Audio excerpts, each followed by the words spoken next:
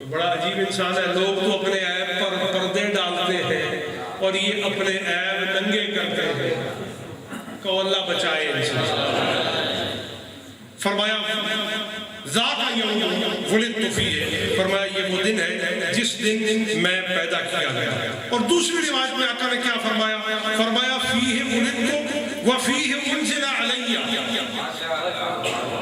فرمایا یہ پیر کا ہی دن ہے جس دن میرا میلاد ہوا، یہ پیر ہی کا دن ہے جس دن مجھ پر وحی بھی فرمائی گئی ہے.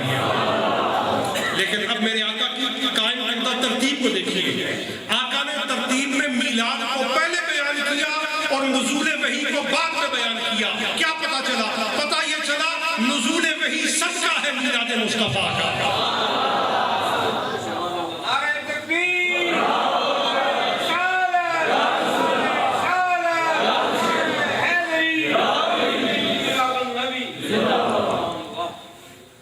یہ تو میں نے صحیح مسلم سے حوالہ پیش کیا. کس سے؟ اور اس کو مانے گا بھی وہی جو صحیح مسلم ہوگا. اور آپ اس کو کسی بھی غلط مسلم کو دکھا کے صحیح مسلم کر سکتے ہیں. لہذا اس کو آپ یاد رکھیے. یہ کتاب الصیام ہے اور صحیح مسلم ہے. بول لیں نا. میرا خیال ہے سارے صحیح مسلم بیٹھے ہوئے ہیں تو بول لیں. کون سی کتاب ہے؟ اب کوئی شخص یہ بھی سوال کر سکتا ہے کہ یہ لفظ میلاد کی اصطلاح کیا صحاح میں بھی کہیں موجود ہے؟ تو آئیے اس کا بھی ثبوت میں آپ کو پیش کرتا ہوں. درود شریف پڑھیے.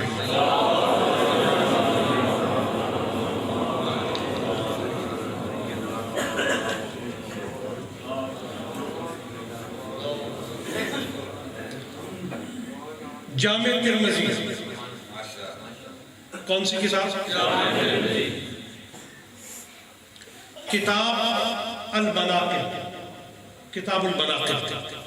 اور کتاب المناقب کی روایت پر تو بعد میں جاتے ہیں، پہلے عنوان پر آتے ہیں.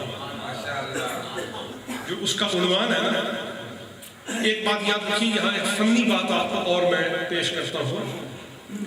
جامع الازہر میں دورہ روایات احادیث میں اور ربط بین الروایات میں دراسات کے دوران یہ بات میں نے شیخ جاد الحق مرحوم غفر اللہ سے میں نے یہ پڑھی اور سنی اور آج بھی میرے مطلع ذہن پر منقش ہے. شیخ جاد الحق یہ فرماتے تھے کہ جتنی بھی کتب روایات احادیث کی ابواب کی صورت ہے، ان کی فہارست میں جو محتویات ہیں، عناوین ابواب ہیں، یہ کیا ہے؟ فرماتے ہیں کہ یہ محدثین کے عقائد ہیں. کیا ہے؟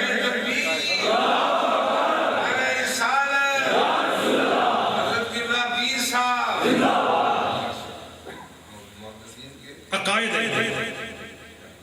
میں اس کو آسان لفظوں میں کہہ دوں تاکہ آپ کو بھی سمجھ آ جائے. یہ حدیث کی کتابوں کی فہرست میں جو ابواب ہیں نا، چیپٹرز، ٹھیک ہے، یہ چیپٹرز کیا ہے؟ ایسے ہی نہیں ہے. ہر محدث کا جو عقیدہ ہے اس کو آپ دیکھنا چاہیں، جاننا چاہیں کہ اس کا عقیدہ کیا ہے، اس کی مجموعہ روایات حدیث کے چیپٹر کو دیکھ لیں، آپ کو پتہ چل جائے گا اس کا عقیدہ کیا ٹھیک ہے. اور یہ فنی بات ہے. یہ فنی بات، یہ 12 تقریر کرنے والے لوگوں کے زمرے کی بات نہیں ہے.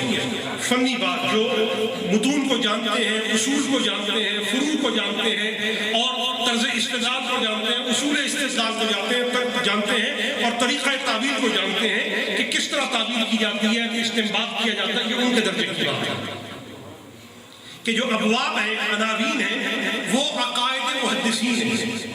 کیا ہے؟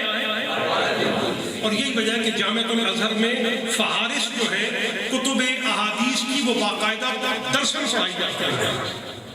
اچھا، اب اس بات کو آپ نے ذہن میں بٹھا لیا کہ محدثین کا عقیدہ ان کی فہرست اور ابواب کی تقویم میں ظاہر ہے. تو جب یہ بات اصول کی ہے، اب سنیے گا.